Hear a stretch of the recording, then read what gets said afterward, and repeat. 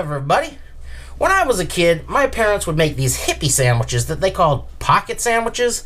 And what that was a pita sliced in half and then stuffed with alfalfa sprouts, avocados, cucumbers, all kind of other vegetables, and maybe a little cream cheese. And truth be told, I never really liked them. Maybe it was all those vegetables, but I especially remember that bread as being very dry and very leathery and altogether unappealing. Well, recently, in a fit of nostalgia, I decided to go out and see if I could find that pocket bread, as they called it.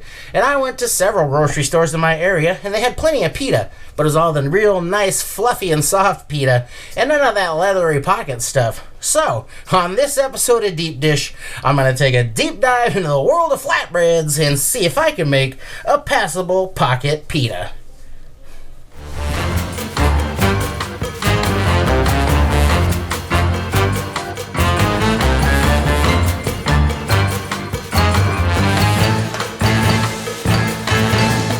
This is a simple bread, so of course the ingredients are very basic. I've got 2 cups of all-purpose flour, 1/2 cup of whole wheat flour, a tablespoon of white sugar, 2 teaspoons of salt.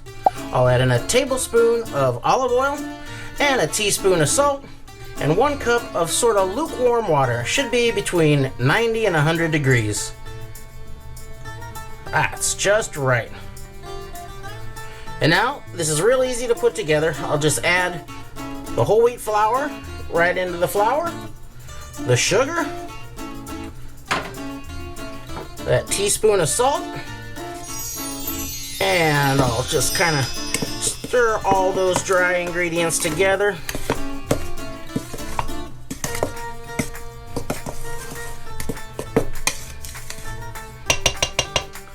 Now we'll go in with that tablespoon of olive oil.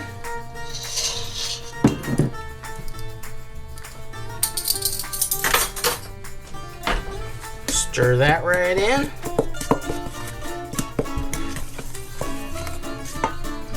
And I'm using instant yeast today, so I don't need to activate it, but I will dissolve it in the water just to kind of help it distribute nicely in the dough.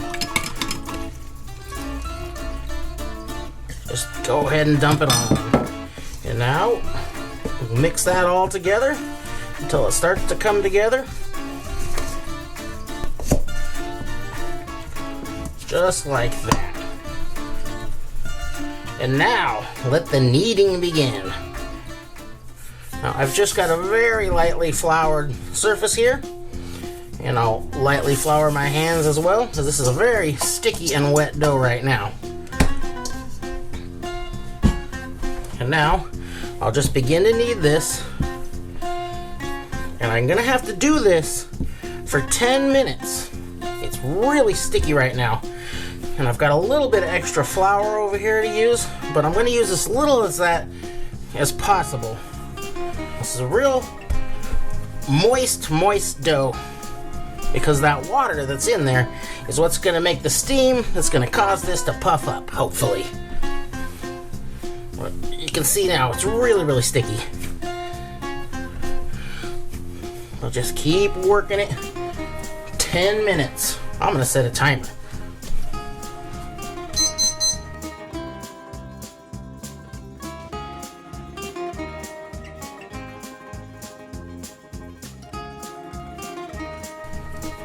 Just every now and then it's going to get really sticky, and I'm just going to add a little flour to each of my hands and just work that in there.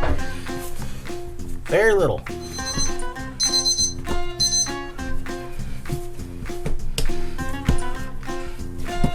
Now I'm just about done kneading it. Right at 10 minutes, and the dough you'll feel is still pretty sticky, but it's not coming off and sticking to my hand, but it's definitely a little sticky there, and that's good. Olive oil in the bowl all around.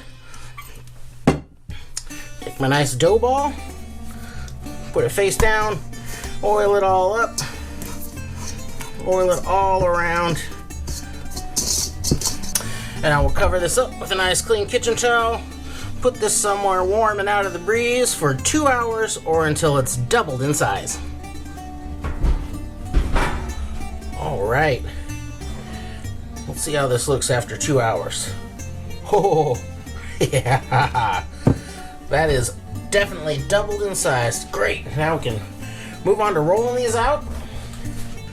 So now I think I'll punch this down. Whoo! I'll get a little bit of flour on the work surface. Just a little bit.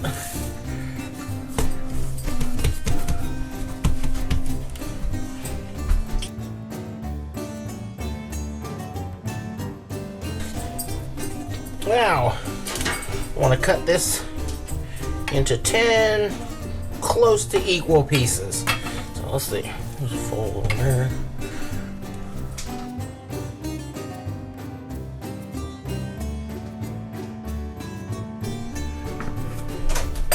So, 8.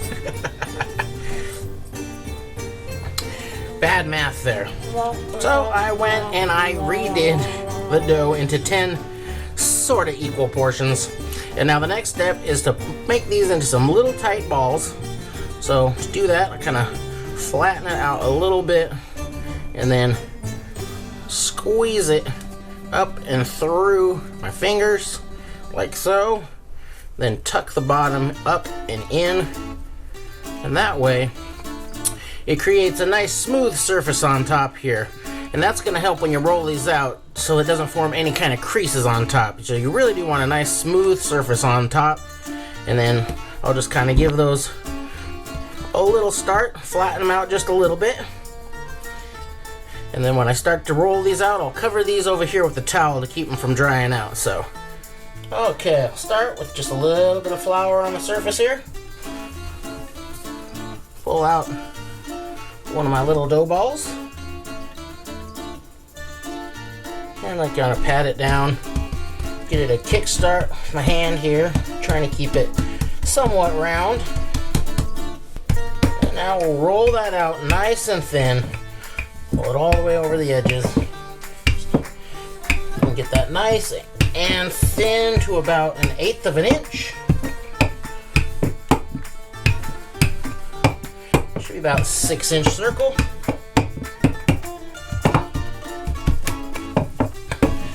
Kind of circle. And now that goes on to my parchment lined tray. And we'll cover that with another towel. And those are going to rise again for another 30 minutes. Alright, I've got a nice hot griddle. And fingers crossed. Let's give this a shot. Or flip it top side down. Got a little extra flour there I don't really need. And within 20-30 seconds it should start to bubble. There it goes. Oh my goodness. Oh boy.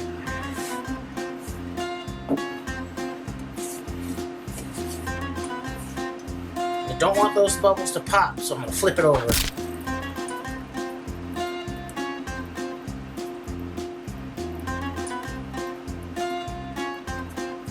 Oh, we're getting some puff.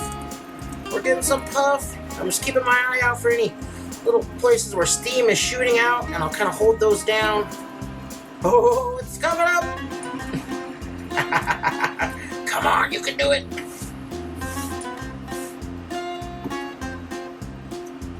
You can do it.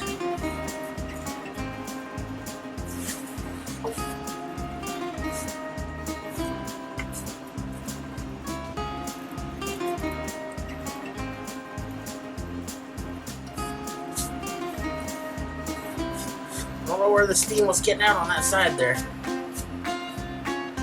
Oh boy. Come on. Come on. Oh yeah. A little steam right there. Hold it in. Oh, come on. Oh boy. I flipped that a little bit. Make sure it's all cooked. Oh man, it worked. Yes!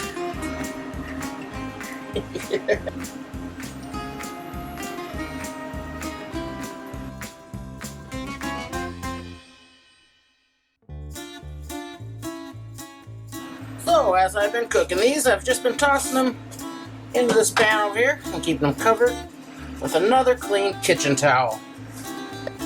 Well, I got about half of them to puff up real good, so I got a lot to learn, but I still am pretty excited to try these out. Now let's see how we did. This is nice and warm, puffy. I got about half of them to puff up, so a minor success. If you are a person that makes a lot of pocket pita, give me some tips down below in the comments. Let's try this out just plain at first. Oh, let's see how we did on the... Hey, all right, I would say that we have pocket. Very nice. Now let's give it a taste. All right, I get it. This is really good. It's soft. It's got a nice chew to it. I bet this dough would be great for pizza too. I should try that one. It's got a really nice flavor. And it's just absolutely nothing like the stuff that my parents got when I was a kid. That stuff was gnarly. This is delicious. I completely understand now. Ooh, got a little leftover olive oil here. Let me give that a try. Mmm. Yummy. Well, my technique certainly needs some refining, but I'm very happy with the results. This is a delicious pita. It's soft, and it's got a great pocket for stuffing. Nothing like the stuff I got as a kid. Well, thanks for watching, and be sure to check back often to see what we can learn on Deep Dish.